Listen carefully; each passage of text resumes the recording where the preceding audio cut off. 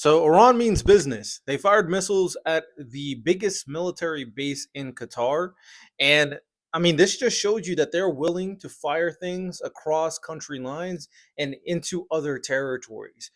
Another big part about this that you guys may not know, because some people are not into this kind of niche, but the WWE, a wrestling organization, also has a big event in Saudi Arabia and Riyadh. And the reason why that's important is because obviously this is going to be a lot of money that they're going to lose if they don't go there. And in Riyadh, the military base is only like 30 minutes away from the arena where these American wrestlers will be at. So I still am unsure if Iran will ever pull the trigger, and this is why. They indicated that they let prior notice so they don't hit any civilians, that they don't kill anybody, that they minimize casualties. So it's hard for me to say because they are willing to attack a military base in another country. Now, Saudi Arabia is a totally different beast. Getting in a beef with Saudi Arabia is something that I'm sure Iran doesn't want to do.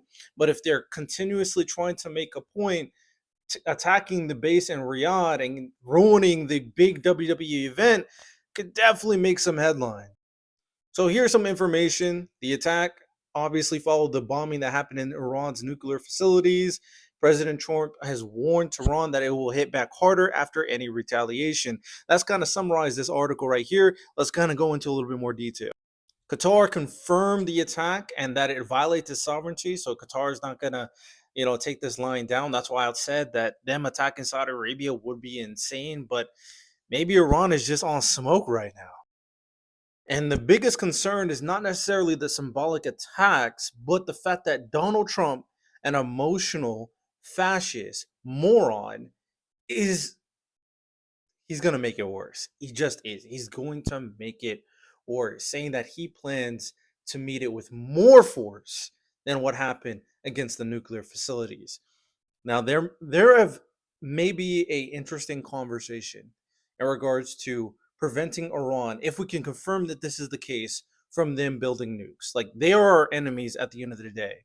I know some of these anti-war MAGA and anti-war leftists like Cenk are just saying no war altogether, but that is a verifiable, or that is something that is worth discussing if it can be verified.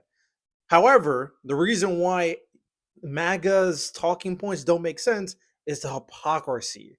The people who said no new wars, the people who are complaining about Kamala Harris. Matter of fact, this is a direct quote from Donald Trump about Kamala Harris, and then just ends up doing exactly what he said Kamala was going to do.